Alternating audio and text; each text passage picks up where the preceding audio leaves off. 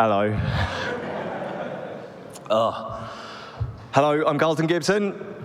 This is me. No, that's me. I'm Carlton Gibson on GitHub. I'm fostered on Carlton Gibson, Carlton there. Got a website, I do a blog, that kind of thing. There's an RSS feed, you can follow along and use that. What else? Oh, I've got a podcast with my friend Will, wherever Will is. I'm sure he's here somewhere. We have a podcast. It's pretty old school. We have guests from around the community, and we chat about Django. Check that out if you haven't had a listen. Darren, thank you for the introduction. As you may know, if you don't know me, well, between 2018 and the end of March this year, a couple of months ago, I was one of the Django Fellows. The fellows are contracted by the DSF to the Django Software Foundation to do the day-to-day maintenance on Django. They do ticket triage, pull requests, review, releases, security updates, all of that stuff. It's the stuff that makes sure Django keeps going. Now, I've just stepped down, but that doesn't mean you get out of it. Go and sponsor the DSF. You, or better yet, your company, make a small donation that helps to keep Django going. You're making investment in the sustainability of the framework you built your business upon.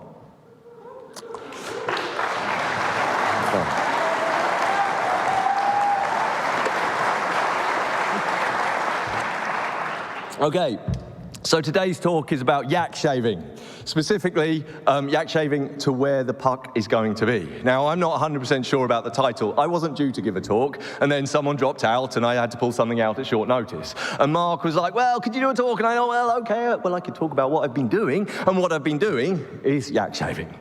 There are lots of really interesting threads that have come together in Django over the last few releases, particularly things about DB constraints, moving default values into the DB, maybe even getting DB level cascades and other things, all of which are leveling up the ORM every single release. There's all the exciting stuff about async. And there's the forms changes that David Smith has been working on the last few releases that he's going to talk to you about tomorrow. I'm not going to talk about any of those things today. So when I say to where the puck is going, I'm just talking about the very small bit that I've been working on, okay? So, I'm meant to be writing my web app, aren't we all? In part because of life, but in part because I stepped down in order to get back to building stuff with Django rather than working on Django. I think we're at really interesting times for the framework. I can honestly say that I haven't been this excited about the framework and where it's going since the days of the DRF Kickstarter, if you remember that. What I want to do today is quickly show you a couple of side products or projects or byproducts that have come out of the work that I'm doing. I think they point to where the Django's going, and so I just want to share them with you. So, if I want to talk about where the puck's going to be, I could just put up a slide that says this. Then we could all go down the bar and get a drink, end of talk, thank you very much. HTMX is just wonderful. It's just wonderful. I've been using it alongside Alpine.js and Tailwind CSS, and it's just lovely. I said that already. It's lovely. They give a really nice environment. The headline feature is lower complexity. The last, I don't know what decade, front-end development have driven off a cliff of complexity, and HTMX and the related technologies give a much simpler, let's say almost old-school approach that brings the fun back. For me, it makes doing things single-handed feasible in a way that hasn't felt feasible for a long, long time. So all three of those techs that I mentioned, HTMX, Alpine.js, Tailwind CSS, they leverage something that's called locality of behavior. This is the idea that you can understand the source code that you're working on by only looking at the small portion that you're actually working on. That everything you need to see is there right in front of you. An HTMX example will be good here. So we've got an HTMX example on the left there and a jQuery example on the right. On the HTMX, we've got this hx get attribute that says when you click on this button, it will go off and make a request and it will replace that button with whatever HTML comes back. On the right-hand side, we've got the jQuery example, which is the two there. So everything there on the left is in the one file. And once you know what the hx attributes do, you don't need to look anywhere else to understand the code in its entirety. But on the right, the jQuery example, let's assume it's exactly the same behavior. you have to have your behavior split over 2 files, and you need to have both of them open to see exactly what your code is going to do, right? So, as ever with these things, it's not the only factor, but the first example has better locality of behavior than the second. I have to say, I absolutely love this concept. Years ago, and when I say years ago, I mean still, I would stick lots of code in URL conf, right? Particularly with template view, right? Template view, simple generic view that Django provides. It's got an extra context attribute which you can pass as keyword args in the URL conf. And so this can get out of hand if you do it in too much. But in really basic cases, it can be a lot clearer than having a nothing template view subclass in a separate views.py file, which you then have to open, and then when you're reading the URL conf. Okay? Now, disclaimer, I already said it can get out of hand, right? If you're in your urls.py file and you can't find your URL patterns, then perhaps it's time to refactor. Right? There are similar examples. What about when you've got a 3-line form class in a separate forms.py file rather than having it next to the view that's using that form? Right? What about a 4-line custom manager in a managers.py file rather than being next to the model that the manager is actually related to? Okay? And so on. Right? Like all of these kind of considerations, it's a trade-off. But especially when you're rapidly iterating on new code that's still in flux, emphasizing locality of behavior can really help you go faster. So,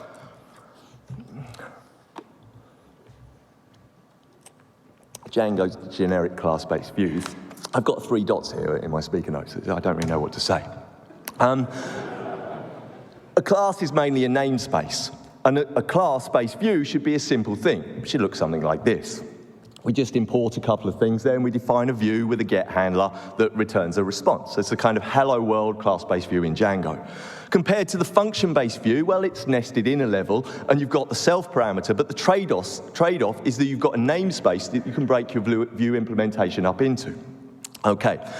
So an object detail view would look something like this one. There's 3 bits of logic going on here. Each of them is itself moderately complex, so we pull them out into separate methods, and then we get our handler, and our get handler then just calls them in turn. Our get handler remains easy to read. Get the object, get the context, render to response. It's clear as day, right? But crucially, if we need to look at the implementation of any of the sub-methods, they're right there on the page in our editor. We just scroll up. But that's not what we have with the generic class-based views that ship with Django. Instead, we have this. Now, if you don't know what class-based views is, it's a website that provides detailed descriptions with full methods and attributes for each of Django's generic class-based views. I go so far to say that it's an essential reference. Just as I always have the Django docs open, I always have class-based views open when I'm working on the generic views. I recommend that you do too. The issue is that the inheritance structure of Django's generic views is so complex that they've lost any notion of locality of behavior. Okay? So if we look on class-based views at the implementation of Django's generic detail view get method, it's almost identical to the one we had. Passing the self.object into the get context data method, that's a bit of a nonsense because get context data overwrites that itself, and it will set that if self.object is not none. But you can't see that just by looking at the implementation in the same class, because detail view extends single object mixing and context mixing, both of which live in separate files, both of which define get context data, and both of which you'll need to look at if you want to understand exactly what is happening in that call. Okay? Get object comes from single object mixing. Render to response is in template response mixing. So if I want to understand detail view.get totally, I'm basically looking at having 5 files open for 3 lines of code. It's the exact opposite of locality of behavior.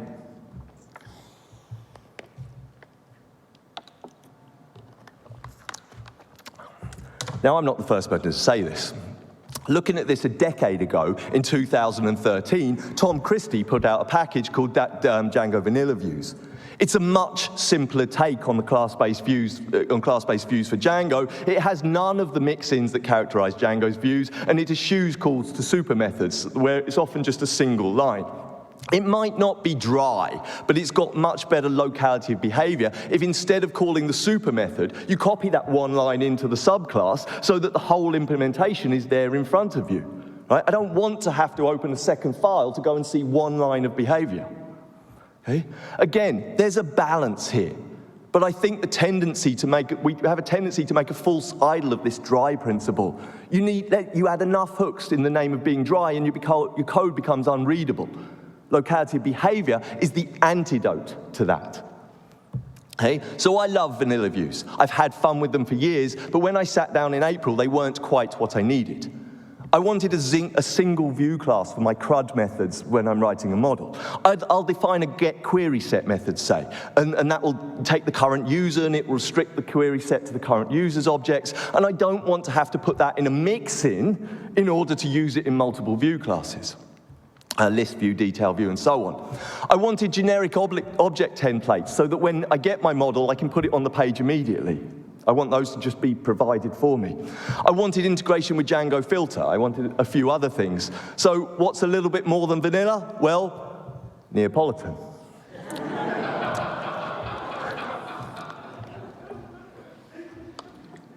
Neapolitan is my take on quick CRUD views for Django. Let me show it to you. I've got a Django model. Bookmark model there, title, note, whether it's a favorite or not, it's got a URL. So then I want to get it on the page.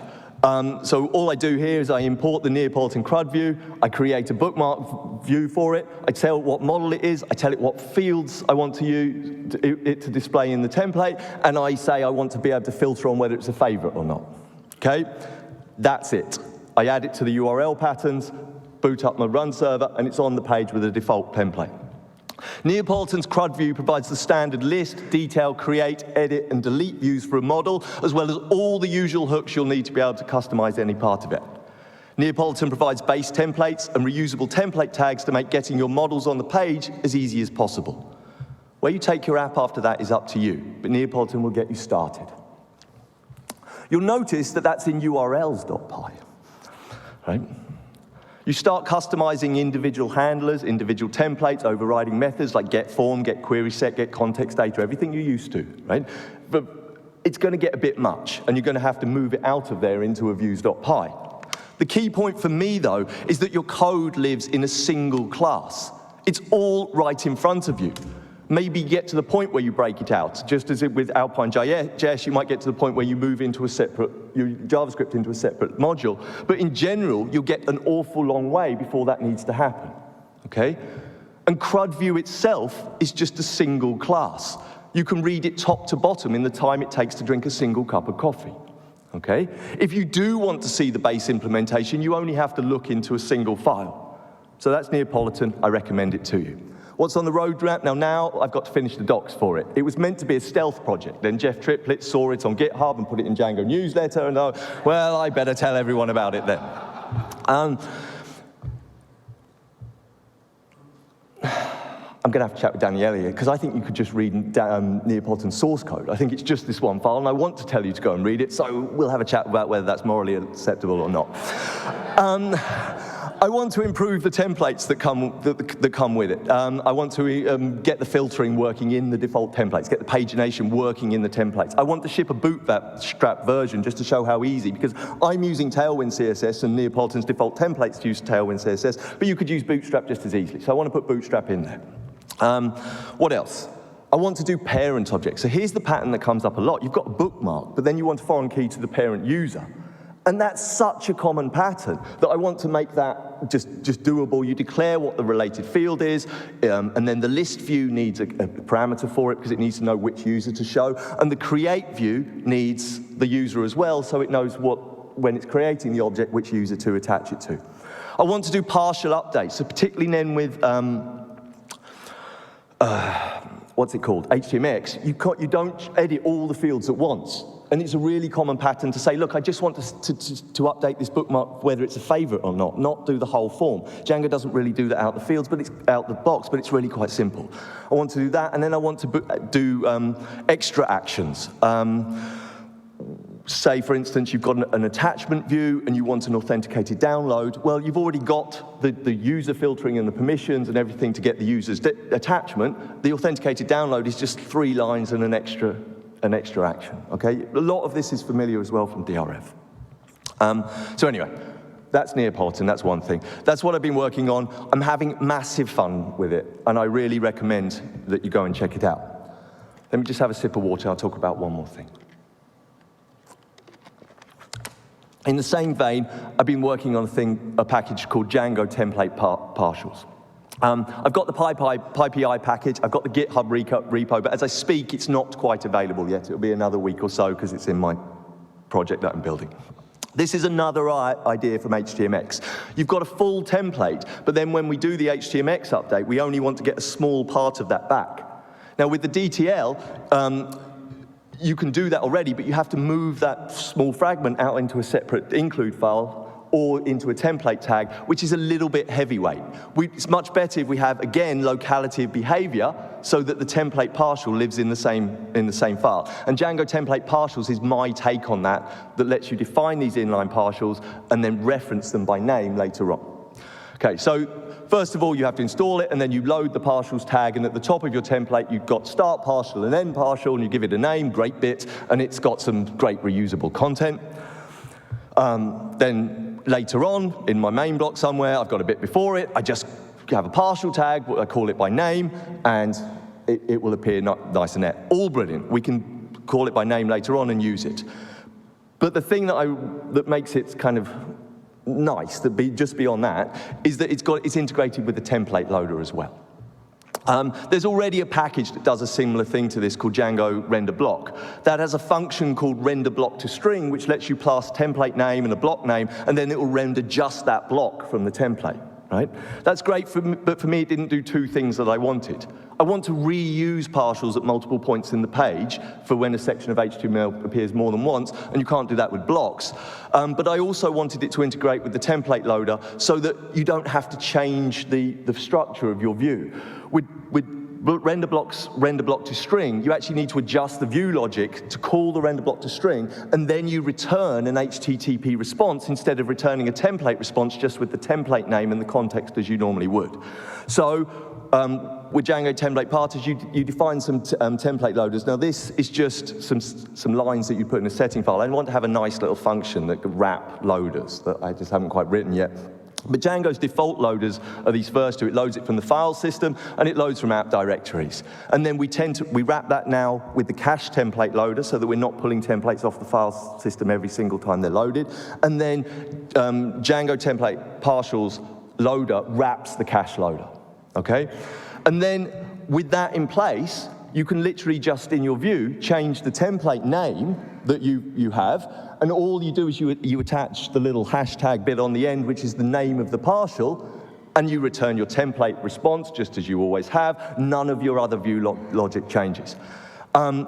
Under the hood, the partials loader checks if any of the wrap loaders have the template, and then if you pass the partial name, whether that's defined, and it'll do a template not found if not, just like normal. The point is that it's as transparent to the view layer as it possibly can be. You're still using the standard flow, and you're still returning the template response. So that's the other thing that I've been working on. These are my 2 little side projects that have come out of Yak-shaving to where I think the thing's going to be.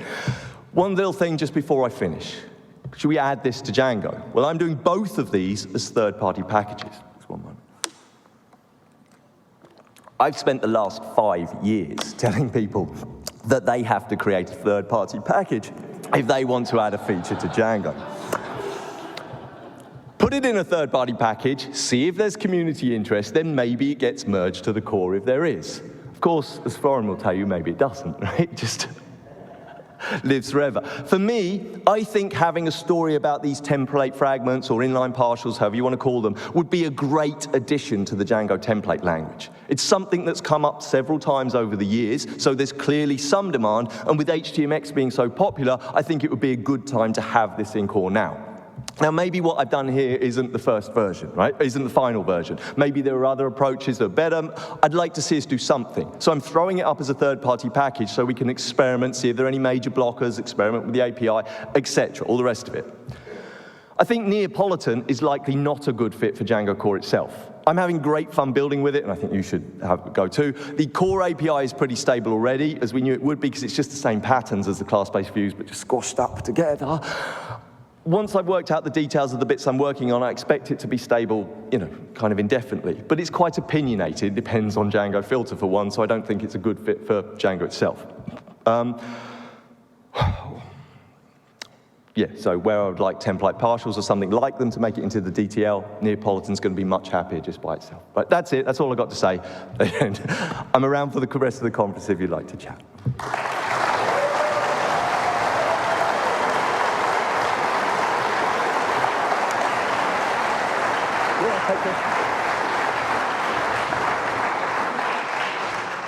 Thank you so much, Carlton.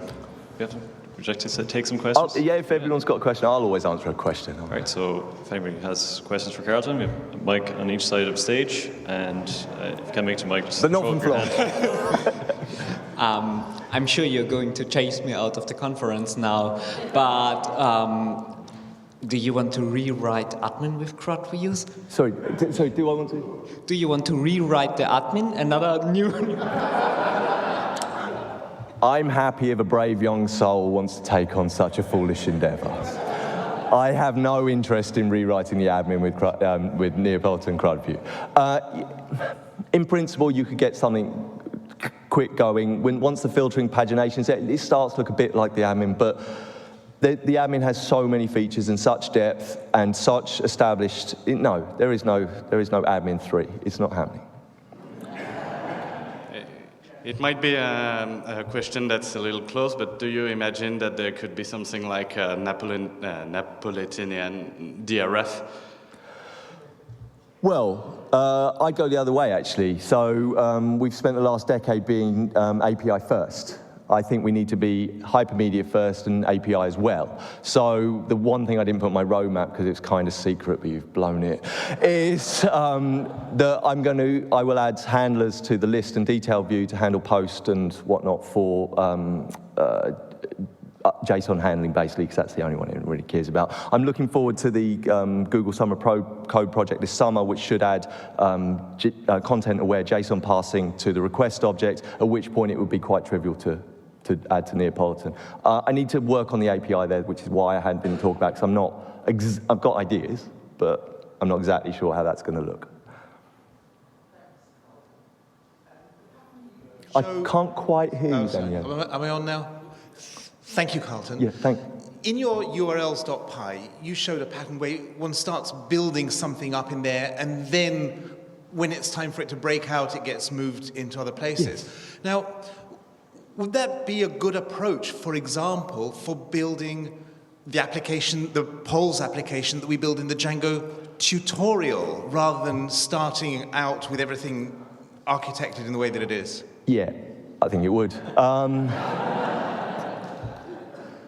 Why does everybody love the micro frameworks? They love the micro frameworks because they have a great hello world. And it's something that even though you can write single-filed applications in Django, we haven't done a very good job in Django of putting front and center on the homepage. Why don't we have the Django hello world on the homepage and say, look, you build your views here, and now this is starting to get out of hand. Let's move it into a separate views.py file. And it's like we're giving people the aircraft carrier when they want the horse. And the aircraft carrier is great when you need the aircraft carrier, but... Thanks. You hit the nail on the head just there. When you put the class in the URLs file, it was almost like a bottle or a flask project. Right. Yeah, so well done explaining that, thank you.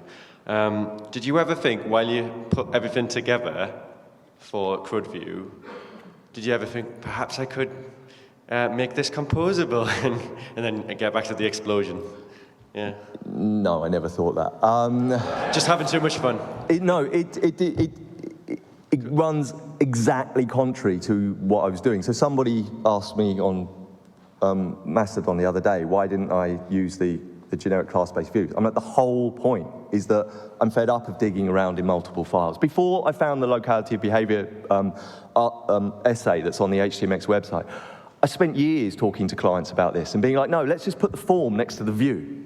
right? The form is only this, and you've got a whole separate file, and can never find it. Let's put it next to the view, and they're like, oh, that's really unprofessional. And I'm like, no, it's 20 years of hard-earned lessons that you actually can write some code faster if you can see what's going on.